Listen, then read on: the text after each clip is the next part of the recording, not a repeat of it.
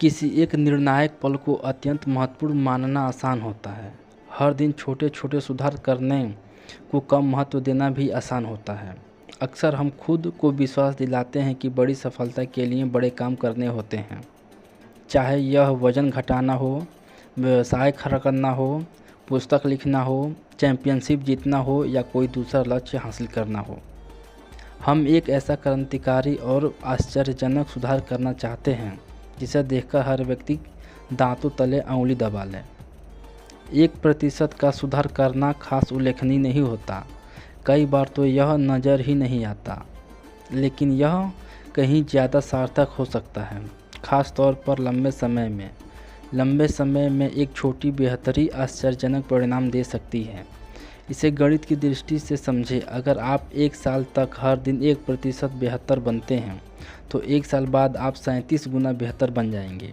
इसके विपरीत, अगर आप साल भर तक हर दिन 1% बदतर बनते हैं तो आप शून्य के करीब पहुंच जाते हैं, जो एक छोटी जीत या छोटी हार के रूप में शुरू होता है, वह संग्रहित होकर ज़्यादा बड़ी जीत या हार में बदल जाता है। आदतें आत्म सुधार का चक्रवृद्धि ब्याज है।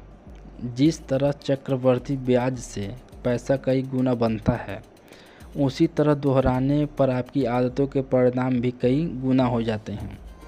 एक दिन में उनके परिणाम बहुत छोटे होते हैं, लेकिन महीनों और वर्षों तक जारी रहने पर उनके परिणाम ज़बरदस्त होते हैं।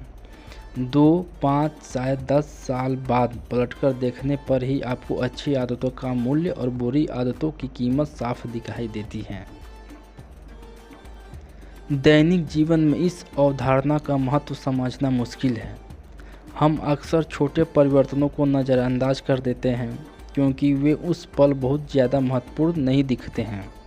अगर आप आज थोड़े पैसे बचा लें तो आप मिलीनियर नहीं बन सकते हैं। अगर आप लगातार 3 दिनों तक जिम जाते हैं तो इससे आप फिट नहीं हो जाते हैं। अगर आप आज रात को 1 घंटे मैंडरीन भाषा सीखते हैं तो आप उसे पूरी नहीं सीख पाते हैं।